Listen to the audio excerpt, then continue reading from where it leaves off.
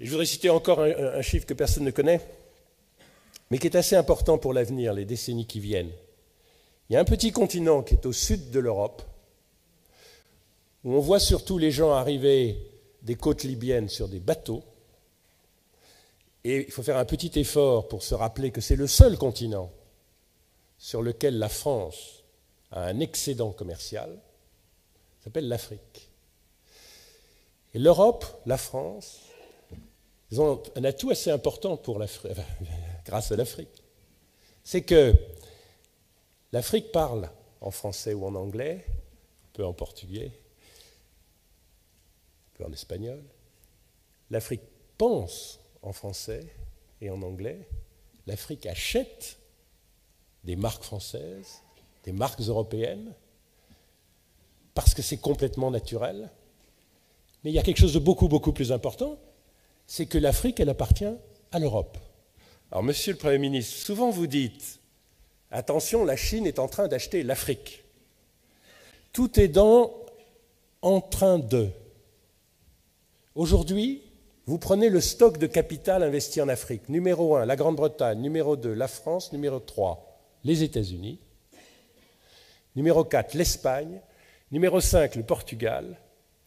Numéro 6, la Grèce, puisque dans la représentation diabolique de la Grèce, on a perdu en tête que la Grèce est très importante en Afrique du Sud, très importante en Afrique de l'Est, très importante en Australie, les premiers armateurs du monde, etc.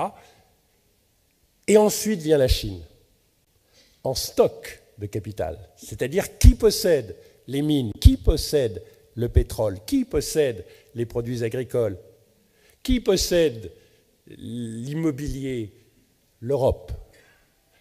La Chine en flux, c'est-à-dire qu'est-ce qui change tous les ans, elle est première. L'avantage que s'est construit l'Europe avec l'histoire est en train de le perdre. L'Afrique, vous ne dites à personne, appartient à l'Europe qui ne le sait pas. Et quand vous allez le dire autour de vous, eh bien là c'est votre problème, ils ne vont pas vous croire, je vous assure. Et c'est un atout énorme. Elle n'appartient pas encore à la Chine, elle n'appartient pas encore à l'Inde, elle n'appartient pas encore au Brésil, et chose un tout petit peu plus préoccupante, elle n'appartient toujours pas aux Africains. Mais les Français ont un don comme personne, et le président de la République en particulier.